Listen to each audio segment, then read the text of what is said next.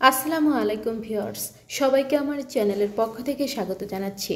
Preliminary to মাস্টার্সে চান্সপ্রাপ্তদের ভর্তি হতে কী কী কাগজপত্র লাগবে, কত টাকা লাগবে, কীভাবে করবেন, বিস্তারিত তথ্যগুলো পেয়ে যাবেন আজকের এই ভিডিওতে।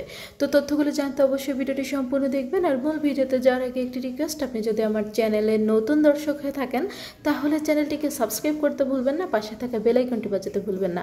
তবে ইতিমধ্যে যারা সাবস্ক্রাইব করেছেন সবাইকে অসংখ্য ধন্যবাদ।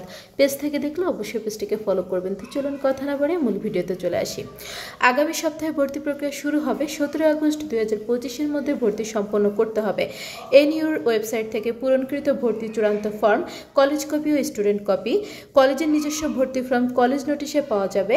এসএসসি, এইচএসসি ও ডিগ্রির রেজিস্ট্রেশন কার্ডের ফটোকপি 2 সেট, এসএসসি, এইচএসসি ও ডিগ্রির মার্কশিট অথবা সার্টিফিকেটের photocopy 2 set, 4 copy passport size রঙিন ছবি, ছবির পেছনে নাম ও অ্যাডমিশন রোল লিখতে হবে।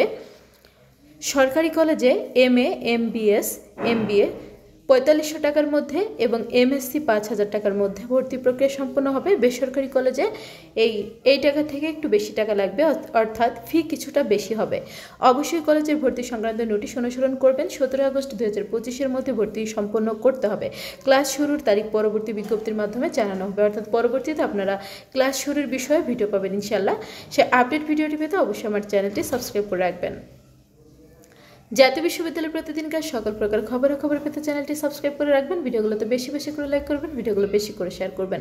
শিক্ষা সংক্রান্ত যে কোনো বিষয় জানতে অবশ্যই কমেন্ট করবেন। আমি প্রত্যেকটি কমেন্টে রিপ্লাই করবো ইনশাল্লাহ। আজকের ভিডিওটি এ পর্যন্তই। আল্লাহ হাফেজ।